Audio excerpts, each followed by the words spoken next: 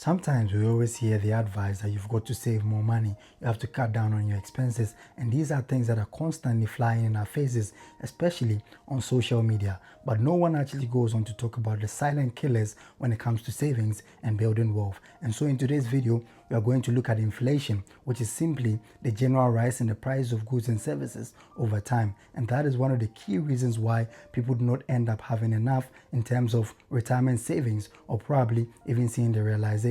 of their goals altogether. And so in today's video, we're going to talk about inflation and how you can protect yourself against inflation, protect your finances, and get to live the life that you actually hope to live freely without having to report to anyone in life ever again. And so if you're new here, my name is Nana. I hold a master's degree in business finance, and on this channel, we discuss everything personal finance and personal development. But before we dive deeper into understanding what inflation truly is and the negative impact that it has on our finances, it is very necessary for us to touch shortly on the misconception that people have when it comes to savings. People believe generally that you can save your way into financial freedom or building wealth altogether. Even though this might be the case for most people out there, it is very difficult, and that is one of the most inefficient ways to build wealth, simply because inflation is constantly going to eat into your finances. So for example, if you're to save $1,000 at the end of the year, taking a critical look at how much interest these traditional banks are actually offering you on your savings at the end of the year,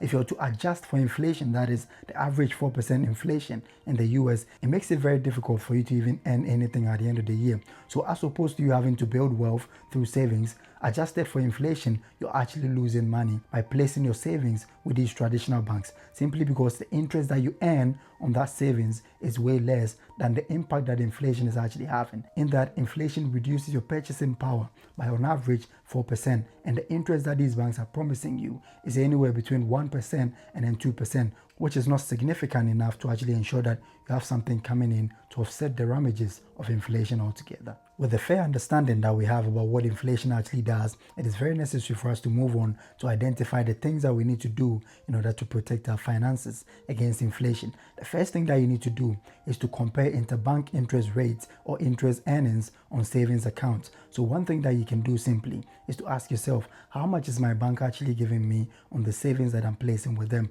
And then compare that to several other banks there and choose the banks that actually offer the highest interest on savings. That is simply going to actually ensure that you don't lose money at the end of the month, in that your savings income would offset whatever ravages that inflation is likely going to have in the near future. And that is one of the easiest ways for you to actually ensure that your finances is protected, just by moving your funds in between banks to attract the highest form of interest in one way or the other.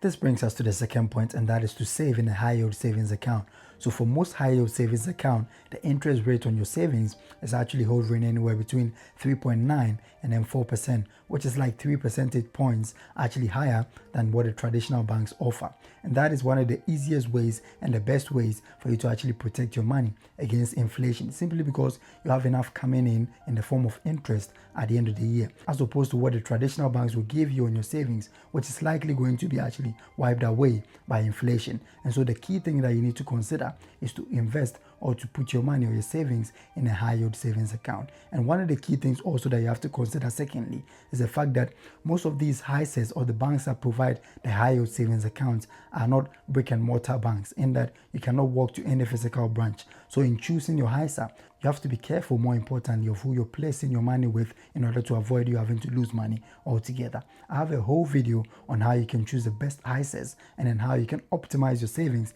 in order to ensure high yield in the form of interest coming in at the end of the year, and then protect your money altogether against inflation. I'll link that video down in the description if you want to take a look after this one. This brings us to the third point, and that is to not ditch the stock market. So for most high value individuals out there and successful entrepreneurs, the stock market is one of the key ways that they actually build their wealth. And so what you can do is to not actually turn a deaf ear to whatever is going on, or a blind eye to whatever is going on the stock market. That is one of the key ways for you to actually protect your finances against inflation, simply because the S&P 500 index, which is an index or a collection of the top 500 companies in the US, actually goes on to provide anywhere between 8 to 10% interest earnings per annum on whatever that you put in there. And so that is one of the critical ways that you can actually protect your money, in that you can ensure that as opposed to having to even save in an ISA, you're also earning more than twice of what you would have otherwise earned if you were to place your money in a HISA, and then 8 percentage points more than what you would have otherwise attracted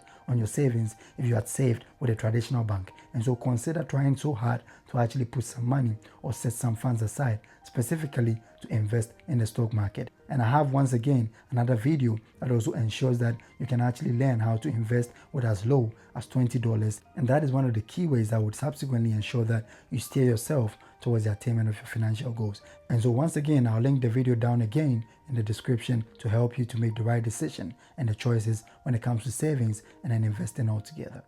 This brings us to the fourth point, or the fourth thing that you can actually do to protect your money against inflation, and that is to invest in some inflation-proof bonds. And these are generally government bonds in the form of I-bonds or TIPS, and that actually ensures that anytime that inflation is likely going up, the value of your bonds are also going up, or the coupon payments are likely also to go up. And so that is one of the ways that you can actually ensure a positive correlation between your savings and then you actually having to build wealth as inflation is also going up. And that also ensures that you have enough left at the end of the month to actually save, and then more importantly, your long-term financial goals are actually secured in that you can attain them knowing very well that all these investments are actually protecting your finances against inflation. This brings us to the fifth point, and that is to build an emergency fund. So an emergency fund, for the avoidance of doubt, is any funds that are specifically earmarked to take care of anywhere between 1 to 6 months of your monthly living expenses. So that is one of the key things that you can do in order to fortify yourself